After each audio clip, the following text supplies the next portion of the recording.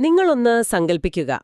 നാളെ രാവിലെ നിങ്ങൾ എഴുന്നേൽക്കുമ്പോൾ നിങ്ങളുടെ ഫോണിൽ ഇന്റർനെറ്റ് ഇല്ല. അതൊരു വലിയ ബുദ്ധിമുട്ടാവും അല്ലേ? തീർച്ചയായും. വെറുമൊരു നെറ്റ്വർക്ക് തകരാറല്ല ഇത്. മറിച്ച് ഗവൺമെന്റ് നിങ്ങളുടെ നാട്ടിലെ ഇന്റർനെറ്റ് സേവനങ്ങൾ പൂർണ്ണമായും റദ്ദാക്കിയിരിക്കുകയാണെന്ന് കരുതുക. ശരിക്കും നമ്മുടെ ദൈനംദിന ജീവിതം തന്നെ സ്തംഭിച്ചു പോകുന്നൊരവസ്ഥയാണത്. അതെ. സോഷ്യൽ മീഡിയ ഉപയോഗിക്കാൻ കഴിയില്ല എന്നത് മാത്രമല്ലല്ലോ പ്രശ്നം. നിങ്ങളുടെ ജോലി, നിങ്ങളുടെ ബിസിനസ്, ബാങ്കിംഗ്, എന്തിന് നിങ്ങളുടെ നിലനിൽപ്പ് തന്നെ അവിടെ ചോദ്യം ചെയ്യപ്പെടുകയാണ്. സത്യം. അപ്പോൾ എനിക്കൊരു സംശയമുണ്ട്. സർക്കാരിന് നിയമപരമായി ഇങ്ങനെ ചെയ്യാൻ കഴിയുമോ? അതായത്, എക്കാലത്തേക്ക് നിങ്ങളുടെ ഇന്റർനെറ്റ് വിച്ഛേദിക്കാൻ അവർക്ക് അധികാരമുണ്ടോ? വളരെ പ്രസക്തമായ ഒരു ചോദ്യമാണിത്. ഇന്ന് ഇന്ത്യൻ ഭരണഘടനയെക്കുറിച്ചുള്ള ആ പഴയ പാഠപുസ്തക ശൈലികളൊക്കെ ഒന്ന് മാറ്റിവെച്ച് ഭരണഘടന എങ്ങനെയാണ് നിങ്ങളുടെയും എന്റെയും ജീവിതത്തെ സജീവമായി നിയന്ത്രിക്കുന്നതെന്ന് നമ്മൾ പരിശോധിക്കാൻ പോവുകയാണ്. ഈ ഡീപ് ഡൈവിലേക്ക് നിങ്ങൾക്ക് സ്വാഗതം. അതെ, ഭരണഘടന എന്നത് വെറുമൊരു പുസ്തകമോ അല്ലെങ്കിൽ കോടതി മുറികളിൽ മാത്രം ഒതുങ്ങി നിൽക്കുന്ന ഒന്നോ അല്ല. ശരിയാണ്. മനുഷ്യന്റെ ഏറ്റവും അടിസ്ഥാനപരമായ അന്തസ്സു മുതൽ എവിടെ ജീവിക്കണം, എന്തു തൊഴിൽ ചെയ്യണം, എന്തിന് ഇന്റർനെറ്റ് ഉപയോഗിക്കാനുള്ള നിങ്ങളുടെ അവകാശം വരെ ഈ ഭരണഘടനയുമായി ബന്ധപ്പെട്ടിരിക്കുന്നു. അപ്പോൾ പ്രധാനപ്പെട്ട ആർട്ടിക്കിൾ, അമെൻമെന്റ്, അതുപോലെ നമ്മുടെ സമൂഹത്തെ മാറ്റിമറിച്ച സുപ്രധാനമായ കോർട്ട് കേസസ് ഒന്നും തന്നെ നഷ്ടപ്പെടുത്താതെ നമുക്കിതിലേക്ക് കടക്കാം. തീർച്ചയായും. മനുഷ്യന്റെ ഏറ്റവും അടിസ്ഥാനപരമായ അന്തസ്സ് സംരക്ഷിക്കുന്ന ഭരണഘടനയുടെ ഭാഗത്തുനിന്ന് തന്നെ നമുക്ക് തുടങ്ങാമെന്ന് തോന്നുന്നു. അതെ, അവിടെ നിന്നാണ് നമ്മൾ തുടങ്ങേണ്ടത്. ഭരണഘടന ഒരു റൂൾ ബുക്കാണെങ്കിൽ അതിലേറ്റവും കർശനമായ നിയമം ഏതാണെന്ന് ചോദിച്ചാൽ ഒറ്റ ഉത്തരമേ ഉള്ളൂ. ആർട്ടിക്കിൾ 17. അതെ, ആർട്ടിക്കിൾ 17, അബോളിഷൻ ഓഫ് അൺടച്ചബിലിറ്റി. മറ്റു പല അവകാശങ്ങൾക്കും ചില പ്രത്യേക സാഹചര്യങ്ങളിൽ സർക്കാരിന് നിയന്ത്രണങ്ങൾ കൊണ്ടുവരാൻ കഴിയും. ശരിയാണ്.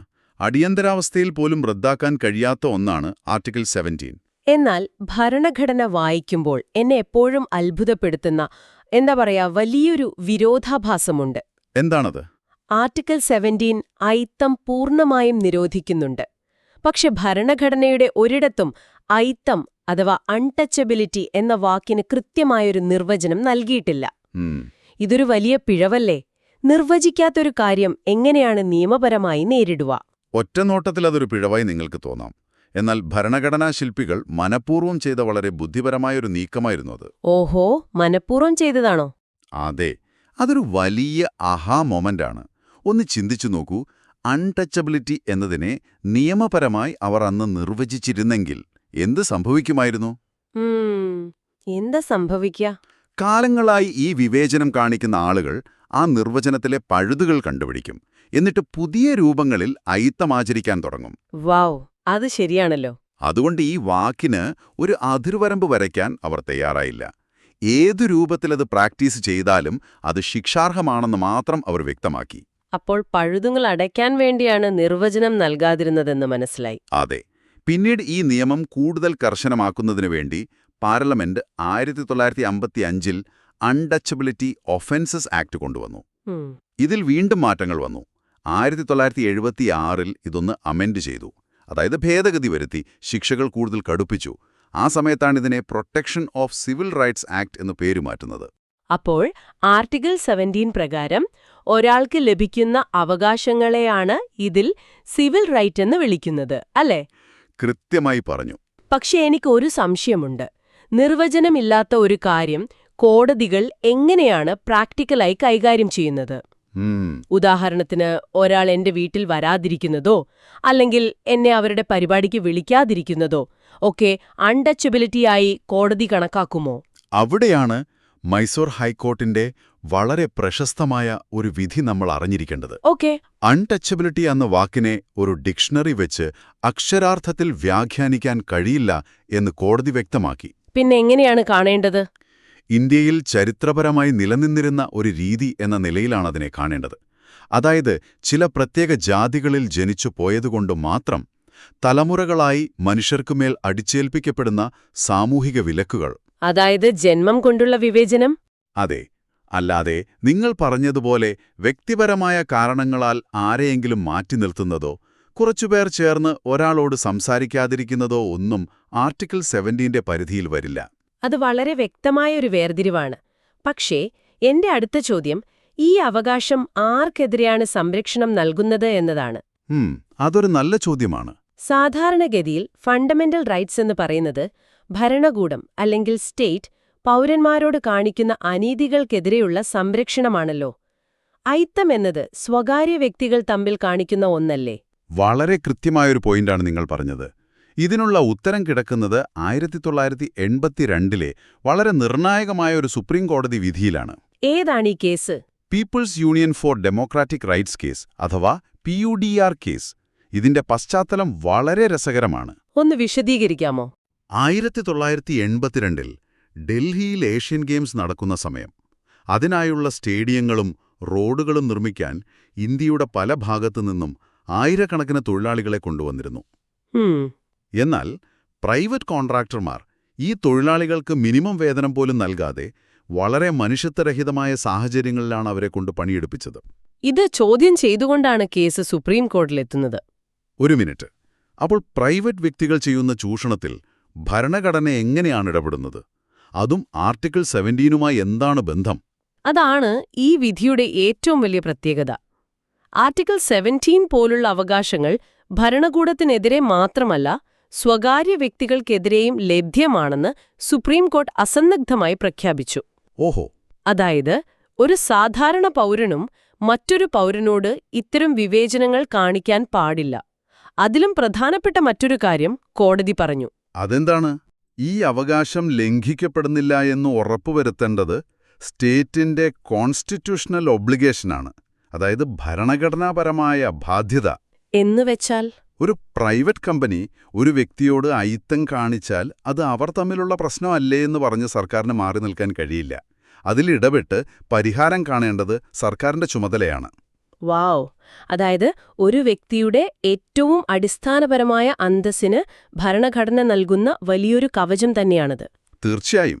അങ്ങനെ നോക്കുമ്പോൾ ആർട്ടിക്കിൾ 17 നൽകുന്ന ഈ സാമൂഹികമായ വിലക്കുകളിൽ നിന്നുള്ള മോചനം ഒരു വ്യക്തിയെ സംബന്ധിച്ച് വലിയൊരു സ്വാതന്ത്ര്യമാണ്. അതെ. ആ ഒരു സ്വാതന്ത്ര്യത്തിൽ നിന്ന് നമുക്ക് അടുത്ത തലത്തിലേക്ക് വരാം. ഒരാൾക്ക് തന്റെ ഗ്രാമത്തിലെ വിവേചനങ്ങളിൽ നിന്ന് പുറത്തു കടക്കണമെങ്കിൽ അവന് രാജ്യത്ത് എവിടെയും സ്വതന്ത്രമായി സഞ്ചരിക്കാനും പുതിയൊരു ജീവിതം കെട്ടിപ്പടുക്കാനുമുള്ള അവകാശം വേണ്ടേ? അതെ. അന്തസ്സ് സംരക്ഷിക്കപ്പെട്ടാൽ മാത്രം പോരാ. ഒരു വ്യക്തിക്ക് സ്വന്തം ജീവിതം തെരഞ്ഞെടുക്കാനുള്ള ഭൗതികമായ സ്വാതന്ത്ര്യം കൂടി വേണം. അവിടെയാണ് ഭരണഘടനയിലെ സഞ്ചാര സ്വാതന്ത്ര്യം കടന്നുവരുന്നത്. ഇതിന് 2 തലങ്ങളുണ്ടെന്ന് പറയാം.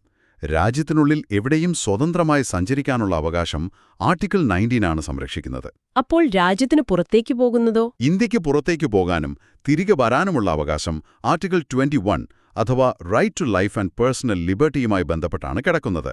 ഈ രാജ്യത്തിനുള്ളിലെ സഞ്ചാര സ്വാതന്ത്ര്യം എന്ന് കേൾക്കുമ്പോൾ തന്നെ എനിക്കൊരു സംശയം തോന്നാറുണ്ട്. എന്താണ് സംശയം? എനിക്ക് ഇന്ത്യയിൽ എവിടെ വേണമെങ്കിലും സഞ്ചരിക്കാമെന്ന് കേൾക്കുമ്പോൾ ആർക്കും എവിടെയും പോയി എന്തും ചെയ്യാമോ? ഞാൻ ഉദ്ദേശിക്കുന്നത് ഇതിന് യാതൊരുവിധ പരിധികളുമില്ലേ? ഈ ഭരണഘടന നൽകുന്ന മിക്കവാറും അവകാശങ്ങൾക്കൊന്നും പരിപൂർണമായ സ്വാതന്ത്ര്യമില്ല. അതിന് ന്യായമായ നിയന്ത്രണങ്ങളുണ്ട്. എന്ത് തരം നിയന്ത്രണങ്ങൾ? പൊതുജനങ്ങളുടെ താൽപ്പര്യം അല്ലെങ്കിൽ ധാർമ്മികത എന്നിവ മുൻനിർത്തി സ്റ്റേറ്റിന് നിങ്ങളുടെ സഞ്ചാര സ്വാതന്ത്ര്യത്തിൽ ഇടപെടാം. ഉദാഹരണത്തിന് പൊതുജനാരോഗ്യത്തിന്റെ കാര്യമെടുക്കാം. ബോംബെ ഹൈക്കോടതിന്റെ വളരെ പ്രധാനപ്പെട്ടൊരു വിധി ഇതിലുണ്ട്. എന്തായിരുന്നു ആ വിധി? എയ്ഡ്സ് ബാധിതരായ വ്യക്തികളുടെ സഞ്ചാരത്തിൽ നിയന്ത്രണങ്ങൾ ഏർപ്പെടുത്തിയത് ആ കേസിൽ കോടതി ശരിവച്ചിരുന്നു. ഒന്ന് നിൽക്കൂ. ഇതൊരു വലിയ മനുഷ്യാവകാശ ലംഘനമല്ലേ? ഒരു അസുഖം വന്നതിന്റെ പേരിൽ ഒരു വ്യക്തിയുടെ സഞ്ചാര സ്വാതന്ത്ര്യം തടയുന്നത് എങ്ങനെയാണ് ന്യായീകരിക്കാൻ കഴിയുക? അത് വളരെ സ്വാഭാവികമായൊരു സംശയമാണ്. രോഗികളെ സംരക്ഷിക്കുന്നതിനു പകരം അവരെ സമൂഹത്തിൽ നിന്ന് ഒറ്റപ്പെടുത്തുകയല്ലേ ഇതിലൂടെ കോടതി ചെയ്തത്? ഒറ്റനോട്ടത്തിൽ അതൊരു കടുത്ത വിവേചനമായി തോന്നാം.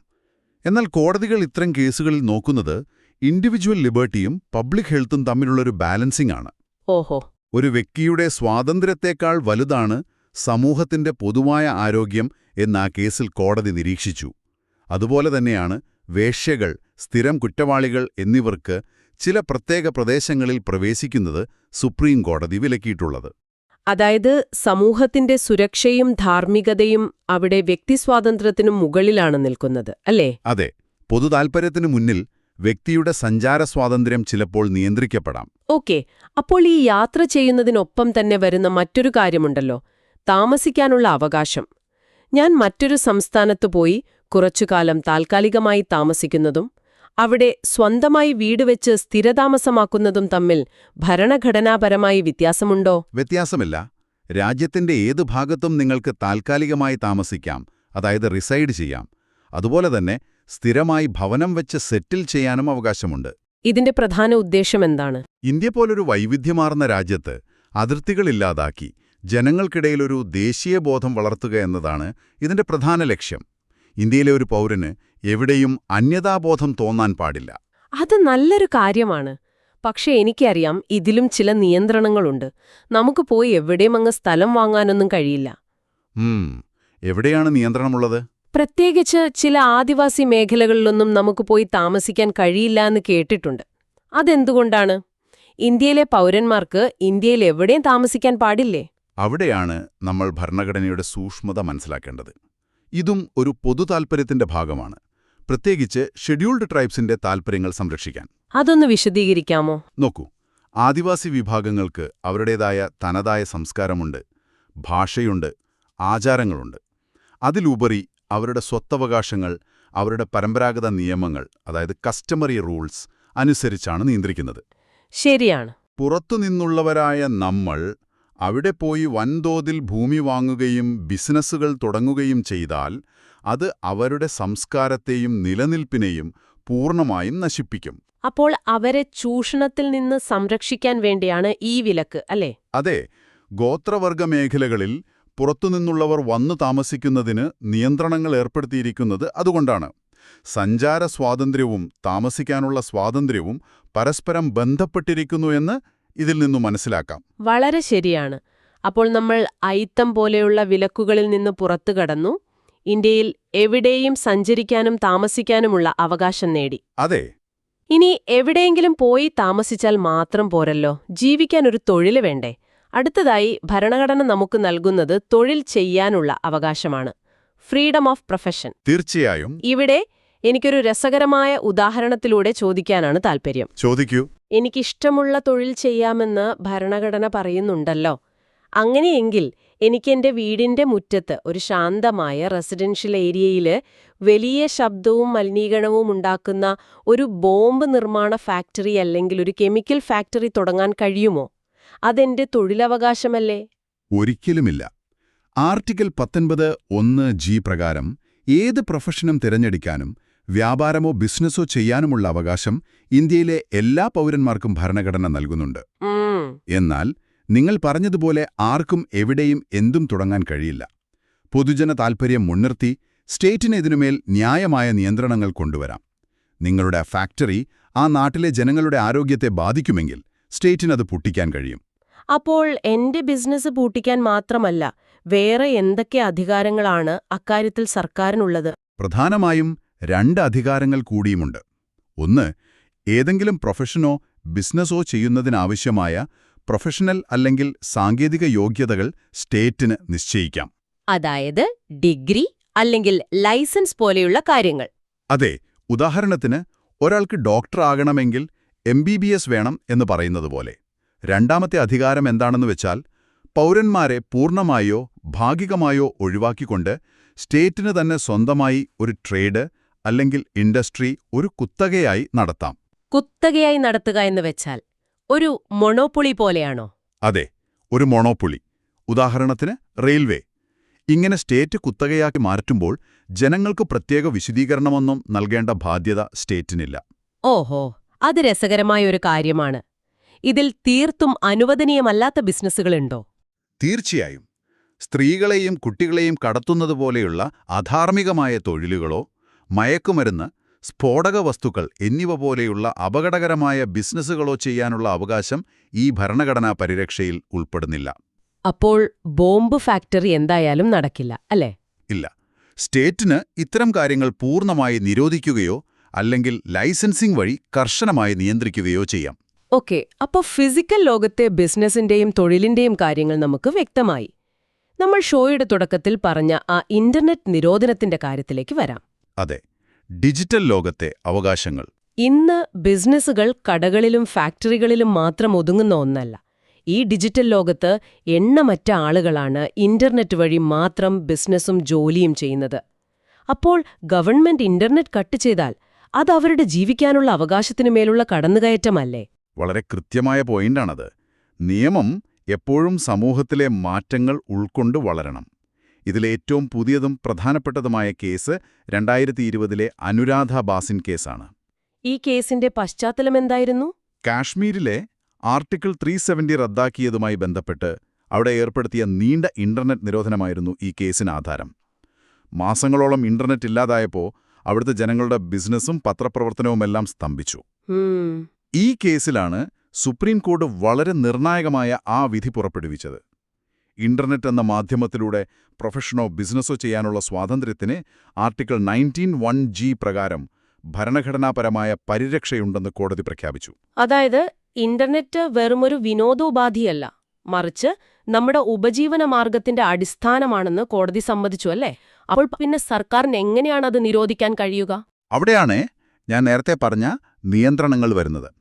ഇന്റർനെറ്റിന്മേൽ കൊണ്ടുവരുന്ന നിയന്ത്രണങ്ങളും ആർട്ടിക്കിൾ 19 പരിധിയിൽ വരുന്നതായിരിക്കണം. ഇവിടെ കോടതി മുന്നോട്ട് വെച്ച ഏറ്റവും പ്രധാനപ്പെട്ട ഒരു ആശയമുണ്ട്. എന്താണത്? Test of proportionality. ഇത് വളരെ ശ്രദ്ധിക്കേണ്ട ഒരു കാര്യമാണ്. എന്താണ് ഈ ടെസ്റ്റ് ഓഫ് പ്രൊപ്പോർഷണാലിറ്റി? അതൊന്ന് ലളിതമായി വിശദീകരിക്കാമോ? ഒരു ചെറിയ ഉദാഹരണം പറയാം. നിങ്ങളുടെ വീട്ടിലൊരു കൊതുക് കയറിയെന്ന് കരുതുക. ആ കൊതുകിനെ കൊല്ലാൻ നിങ്ങളൊരു കൊതുക് ബാറ്റ് എടുത്ത് അടിക്കും, അല്ലെങ്കിൽ ഒരു സ്പ്രേ അടിക്കും. അതെ. അല്ലാതെ കൊതുകിനെ കൊല്ലാൻ വേണ്ടി നിങ്ങൾ സ്വന്തം വീടിന് തീവയ്ക്കില്ലല്ലോ. അതാണ് പ്രൊപ്പോർഷണാലിറ്റി. വളരെ മനോഹരമായ ഒരു അനലജിയാണത്. അതായത് ഒരു പ്രശ്നം പരിഹരിക്കാൻ സർക്കാർ എടുക്കുന്ന നടപടി ആ പ്രശ്നത്തിന് ആനുപാതികമായിരിക്കണം, അമിതമാകരുത്. ശരിയാണ്. കാശ്മീരിലെ ചില ക്രമസമാധാന പ്രശ്നങ്ങൾ പരിഹരിക്കാൻ വേണ്ടി ഒരു സംസ്ഥാനത്തെ മുഴുവൻ ജനങ്ങളുടെയും ഇന്റർനെറ്റ് മാസങ്ങളോളം പൂർണ്ണമായി റദ്ദാക്കുന്നത് വീടിന് തീവയ്ക്കുന്നതിന് തുല്യമാണെന്ന് കോടതി വിലയിരുത്തി. അപ്പോൾ സർക്കാരിന് എന്ത് ചെയ്യാൻ കഴിയും? ഇന്റർനെറ്റ് റദ്ദാക്കാൻ നിയമപരമായി കഴിയില്ലേ? Temporary suspension of telecom services rules 2017 പ്രകാരം അനിശ്ചിതകാലത്തേക്ക് ഇന്റർനെറ്റ് സേവനങ്ങൾ റദ്ദാക്കുന്നത് അനുവദനീയമല്ല എന്ന് കോടതി വ്യക്തമാക്കി. ഓഹോ, അനിശ്ചിതകാലത്തേക്ക് പാടില്ല. അതെ. ക്രമസമാധാന പ്രശ്നങ്ങൾ ഉണ്ടാകുമ്പോൾ താൽക്കാലികമായി ഇന്റർനെറ്റ് റദ്ദാക്കാം. എന്നാൽ അത് അനന്തമായി നീട്ടിക്കൊണ്ടുപോകാൻ കഴിയില്ല. കാരണം അത് പൗരന്മാരുടെ അടിസ്ഥാന ബിസിനസ് അവകാശങ്ങളെയാണ് ഇല്ലാതാക്കുന്നത്. ഓരോ നിരോധനവും നിരന്തരം റിവ്യൂ ചെയ്യപ്പെടണം എന്ന് കോടതി നിർദ്ദേശിച്ചു. ഇത് ശരിക്കും നമ്മുടെ കണ്ണ് തുറപ്പിക്കുന്ന കാര്യങ്ങളാണ്. നമ്മൾ ഇന്ന് തുടങ്ങിയത് ആർട്ടിക്കിൾ 17 നിന്നാണ്. ഐത്തം പോലെയുള്ള പ്രാകൃതമായ ആചാരങ്ങളെ ഇല്ലാതാക്കി ഒരു വ്യക്തിക്ക് ചരിത്രപരമായ വിലക്കുകളിൽ നിന്ന് മോചനം നൽകുന്ന ഭരണഘടനയുടെ കരുത്ത് നമ്മൾ കണ്ടു. അതെ. പഴുതുകൾ അടയ്ക്കാൻ വേണ്ടി അതിന് നിർവചനം നൽകാതിരുന്ന ഭരണഘടനാ ശില്പികളുടെ ബുദ്ധി നമ്മൾ മനസ്സിലാക്കി. അവിടെ നിന്നും ആർട്ടിക്കിൾ 19ഉം 21ഉം നൽകുന്ന രാജ്യത്തെവിടെയും സഞ്ചരിക്കാനും താമസിക്കാനുമുള്ള അവകാശങ്ങളിലേക്ക് നമ്മൾ വന്നു. തീർച്ചയായും. ഒടുവിൽ ഒരു വീട്ടുപടിക്കൽ നിന്ന് ബിസിനസ് ചെയ്യുന്ന വ്യക്തി മുതൽ ഇന്റർനെറ്റ് വഴി കോടികളുടെ ബിസിനസ് ചെയ്യുന്ന ആധുനിക പൗരന്റെ വരെയുള്ള അവകാശങ്ങൾ സംരക്ഷിക്കുന്ന അനുരാധ ബാസിൻ കേസിൽ വരെ നമ്മൾ എത്തി നിൽക്കുന്നു. അതെ. കേവലം ഒരു കടലാസിൽ എഴുതിയ പഴയ നിയമങ്ങളല്ല ഇതൊന്നുമെന്ന് ഇപ്പോൾ നിങ്ങൾക്ക് വ്യക്തമായി കാണും. നമ്മുടെ ചരിത്രത്തിലെ തെറ്റുകൾ തിരുത്തുന്നതിൽ തുടങ്ങി ഇന്നത്തെ ഡിജിറ്റൽ യുഗത്തിലെ ഇന്റർനെറ്റ് ഷട്ട്ഡൗൺ വരെയുള്ള വെല്ലുവിളികളെ നേരിടാൻ ഈ ഭരണഘടന സജ്ജമാണ്. ശരിയാണ്. ഈ ഡീപ് ഡൈവിലൂടെ ഭരണഘടന നമ്മുടെ ജീവിതത്തെ എങ്ങനെയാണ് സംരക്ഷിക്കുന്നതെന്ന് നിങ്ങൾക്കെല്ലാവർക്കും മനസ്സിലായി എന്ന് വിശ്വസിക്കുന്നു. എന്നാൽ ഈ ചർച്ച അവസാനിക്കുന്നതിന് മുൻപ് നിങ്ങളുടെ ചിന്തയിലേക്ക് ഒരു ചോദ്യം കൂടി ഞാൻ ഇട്ടുതരാം. ആർട്ടിക്കിൾ 19(1)G പ്രകാരം ഇന്റർനെറ്റ് വഴിയുള്ള നമ്മുടെ തൊഴിലവകാശങ്ങൾ ഭരണഘടന ഇന്ന് സംരക്ഷിക്കുന്നുണ്ട് എന്ന് നമ്മൾ കണ്ടു. എന്നാൽ സാങ്കേതികവിദ്യ അതിവേഗം മാറുകയാണ്. നാളെ നിർമ്മിത ബുദ്ധി അഥവാ ആർട്ടിഫിഷ്യൽ ഇന്റലിജൻസ് നിങ്ങളുടെ തൊഴിൽ പൂർണ്ണമായും ഏറ്റെടുത്താൽ എന്ത് സംഭവിക്കും? അതൊരു വലിയ ചോദ്യമാണ്. നിങ്ങളുടെ തൊഴിൽ ചെയ്യാനുള്ള അടിസ്ഥാന അവകാശം സംരക്ഷിക്കാൻ സർക്കാരിന് ഈ കമ്പനികളെ നിയന്ത്രിക്കേണ്ടി വരുമോ? അന്ന് നമ്മുടെ ഭരണഘടന ഈ പുതിയ പ്രശ്നത്തെ എങ്ങനെയാവും വ്യാഖ്യാനിക്കുക? അതോ ഇന്നത്തെ നിയമങ്ങൾ തന്നെ പര്യാപ്തമാകുമോ? ഈ വലിയൊരു ചിന്ത നിങ്ങളിലേക്ക് വിട്ടുകൊണ്ട് ഇന്നത്തെ ഈ അന്വേഷണം നമ്മളിവിടെ അവസാനിപ്പിക്കുകയാണ്. ഈ അറിവുകൾ നിങ്ങളുടേതാക്കുക, മറ്റുള്ളവരുമായി പങ്കുവയ്ക്കുക. വീണ്ടും കേൾക്കാം.